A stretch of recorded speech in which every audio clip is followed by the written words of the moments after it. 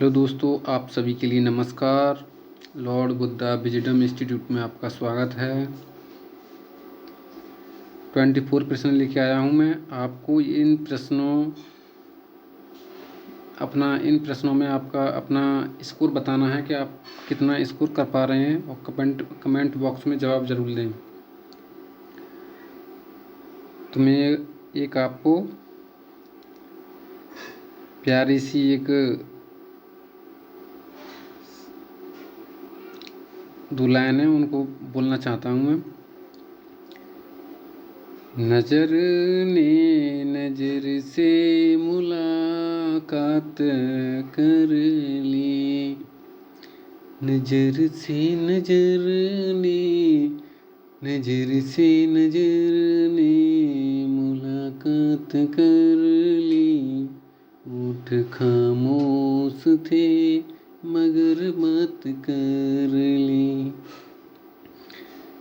मोहब्बत की खेती को सूखा जो देखा, आँखों ने रो रो कर बरसात कर ली। आँखों ने रो रो कर बरसात कर ली। तो दोस्तों, अब चलो प्रश्न की ओर चलते हैं। 71वां प्रश्न है, खड़ी पाई वाले व्यंजनों का संयुक्त रूप कैसे बनाया जाता है?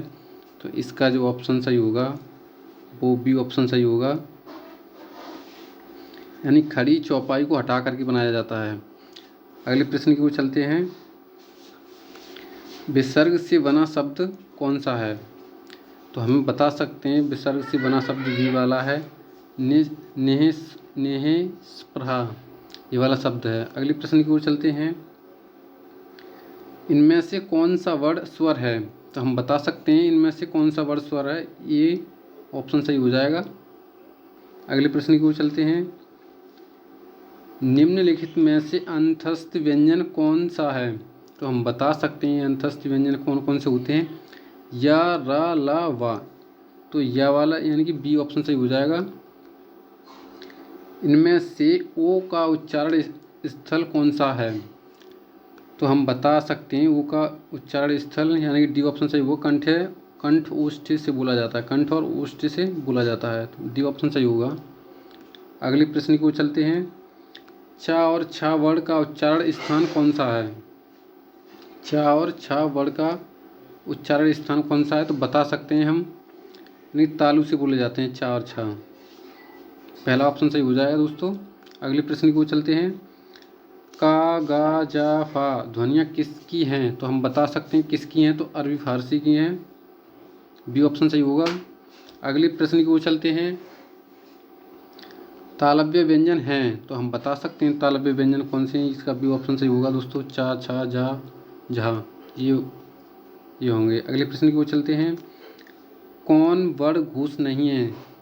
कौन वर्ण घूस नहीं है? तो हम बता सकते हैं इसमें कौन वर्ण घूस नहीं है, तो ता वाला जो ऑप्शन है सी, ये सी है जो घूस नहीं है।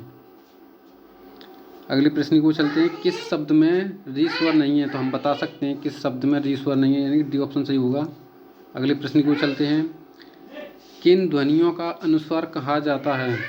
तो हम बता सकते हैं किन ध्वनियों का अनुस्वार कहा जा सकता है। इसका ये ऑप्शन सही होगा, यानी स्वर के बाद में आने वाली नासिकीय ध्वनियाँ हैं, इसका ये ऑप्शन सही होगा। अगले प्रश्न को चलते हैं। छोटा ऊ और बड़ा ऊ किस प्रकार के वर्ण हैं? तो हम बता सकते हैं किस प्रकार के वर्ण हैं, कंठोष्ठ वर्ण हैं, इसका डी ऑप्शन सही होगा। हिंदी वर्णमाला में वर्ण हैं, तो हम बता सकते हैं हिंदी वर्णमाला में वर्ण हैं, तो 52 वर्ण हैं, इसका बी ऑप्शन सही हो जाएगा। हिंदी भाषा में मूलतः वर्णों की संख्या कितनी मानी गई है? तो आप बता सकते हैं कितनी मानी गई है, 52, सी ऑप्शन सही होगा। स्वर ध्वनि के प्रकार हैं, तो बता सकते हैं स्वर ध्वनि के प्रकार दीर्घ भी है, प्लुत भी है और हर्ष भी है, यानी कि डी ऑप्शन सही होगा उपयुक्त तीनों। अगले प्रश्न की ओर चलते हैं। आधुनिक व्याकरण की दृष्टि से वह वर्ण का विवश्य है, तो हम बता सकते हैं इसका बी ऑप्शन सही होगा दोस्तों। द्वयोष्ठ्य है, स्पर्श है, अल्पप्राण भी है, घोष भी है और निरनुनासिक भी है, इसका बी ऑप्शन सही हो जाएगा। अगले प्रश्न की ओर चलते हैं। निम्न में अर्धस्वर कहलाता है, अर्धस्वर कहलाता है, तो ए ऑप्शन सही होगा। या जो वर्ड है वो अर्धस्वर कहलाता है। अगले प्रश्न की ओर चलते हैं। महाप्राण ध्वनियाँ व्यंजन वर्ग में किससे संबंधित हैं? महाप्राण ध्वनियाँ वर्ग में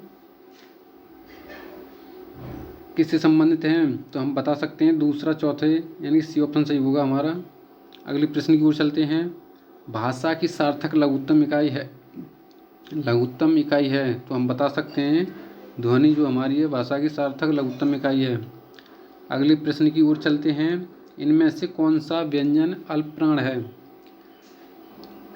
अल्पप्राण है, खा है नहीं है, था है नहीं है और फा भी नहीं है, हमारा सी ऑप्शन सही हो जाएगा। चा जो है अल्पप्राण है। अगले प्रश्न की ओर चलते हैं। इनमें से कौन सा वर्ण स्पर्श व्यंजन नहीं है? तो इसमें से कौन सा वर्ण स्पर्श व्यंजन नहीं है, तो हम बता सकते हैं डी ऑप्शन सही होगा इसका। या जो है स्पर्श व्यंजन नहीं है। निम्नलिखित में कंठ ध्वनियाँ कौन सी हैं? कंठ ध्वनियाँ कौन सी हैं? हम बता सकते हैं कंठ ध्वनियाँ का, खा, यानी ये ऑप्शन सही होगा इसका। वर्णमाला किसे कहेंगे, यानी कि वर्णमाला किसे कहते हैं, तो हम बता सकते हैं इसका डी ऑप्शन सही होगा। वर्णों के व्यवस्थित समूह को वर्णमाला कहते हैं, डी ऑप्शन सही हो जाएगा।